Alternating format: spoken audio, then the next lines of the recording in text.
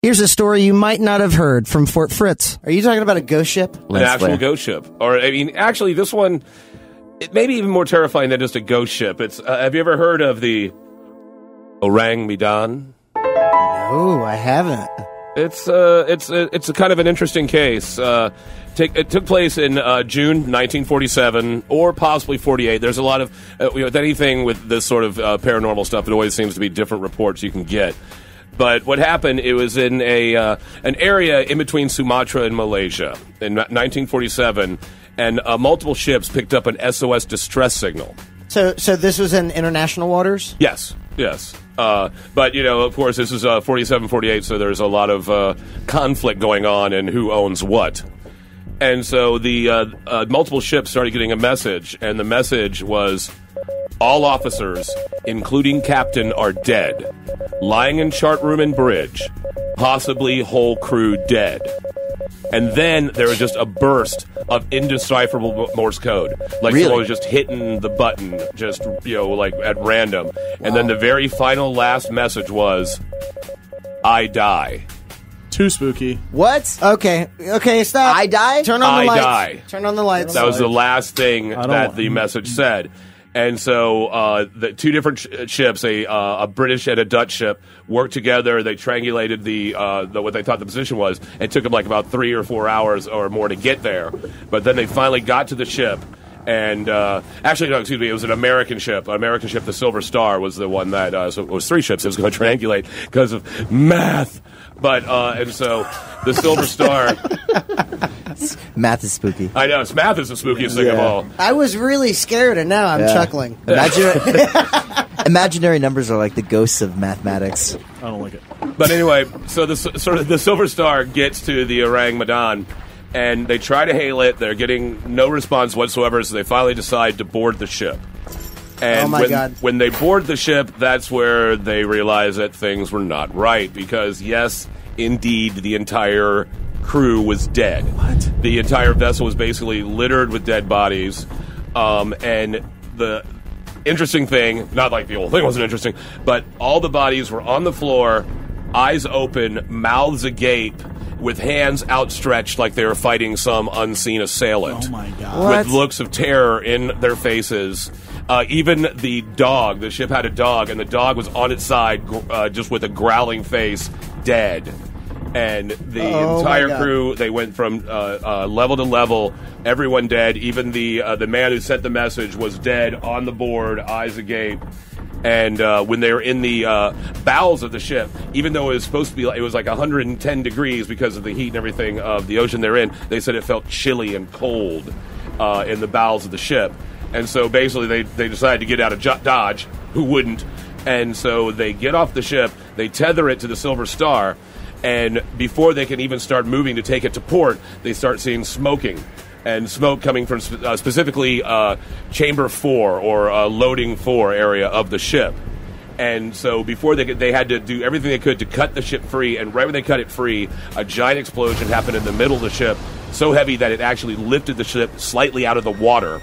And then it went back down and just sunk down really quick. Whoa. And so there's of course this is when everything gets vague, where people say that the ship was never registered, that they can't find evidence of either of the ships. Fake news, it's CNN. Fake news. Yeah. Way to go, BuzzFeed. Somebody get Breitbart on this.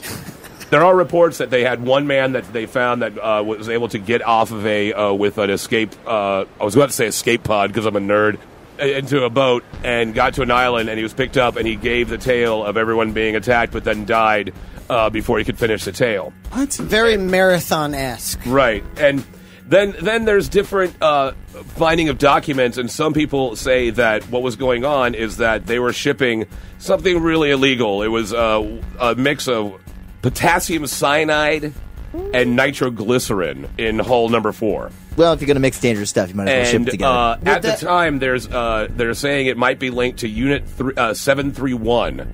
That was a Japanese unit that was experimenting with horrible, horrible things. Human experimentation, experimentation with biological warfare, just doing horrible torture on people to find the limits of the human body. And so there's a lot of thought and conjecture that they were hauling these horrible things. And that's why you can't find any of the information about the ship, because the governments involved wanted to erase all the information. That's incredible. And so, true or not, deeply frightening. Yeah, absolutely. It's almost like Event Horizon. Yes. What a great movie! Getting huge my God. Event Horizon vibes. Good. Very much so. So, was this a Japanese ship? Yeah. It was a Dutch ship. Okay. Was it like a military ship or like a civilian ship? It was just a Dutch freighter. It was just a common, just Dutch freighter, just a workaday vehicle. Nothing. And so that's why people were saying, wouldn't that be perfect to ship a bunch of illegal chemicals? You don't want to take them to the air because of the volatility, and you don't want to put them on some big military ship. This mixture of different drugs, you mentioned potassium cyanide and nitroglycerin. Okay, so are these drugs that would trigger some kind of psychological or neurological response to hallucinations? Well, the gaseous extra potassium cyanide could possibly do that too. I mean, it's think about the potassium nitrate, potassium chloride, the effects of the human body, and then you have we have nitroglycerin, which of course makes the boom boom.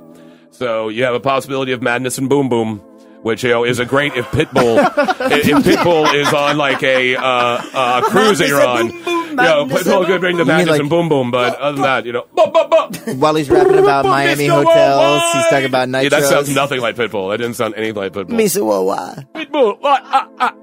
One Miami. I've decided that we all do the worst Pitbull impressions of anyone on the planet. Yes, I think that's scarier than the whole tale I just told. Well, I love it because you know what? I've got chicken from the chicken joint over here, and we're just having fun. Yes. Having fun talking about spooky stories. And good Lord, if Orang Madan, if that is true, and it's certainly fascinating. I don't even care if it is. It's just one of those great like urban myths.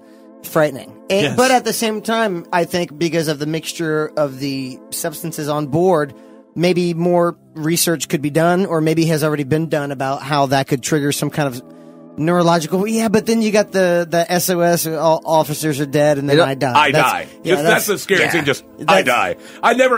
Do you hope to die screaming or just saying I die? And are there records? Like, is this all documented? Plus his grammar. There's different. Yeah, it is the horrible grammar. I don't want to die with bad grammar. Well, if you're choking I have died, or I'm dying, but I die. If you're choking to death on potassium gas, I don't know that you're necessarily concerned with like formulating a perfectly clean subject predicate. Correct. That's all I'm saying. All right, fine, you nerd. But think about having to type it out on Morse code. That's true. There's something really sad about that. Especially if your body is. It's like I could do dying, but there's gonna be so many extra lives. I'm just going I die. It's like writing a text and you just go I die. LOL. Lol. I die. Lol. LMAO.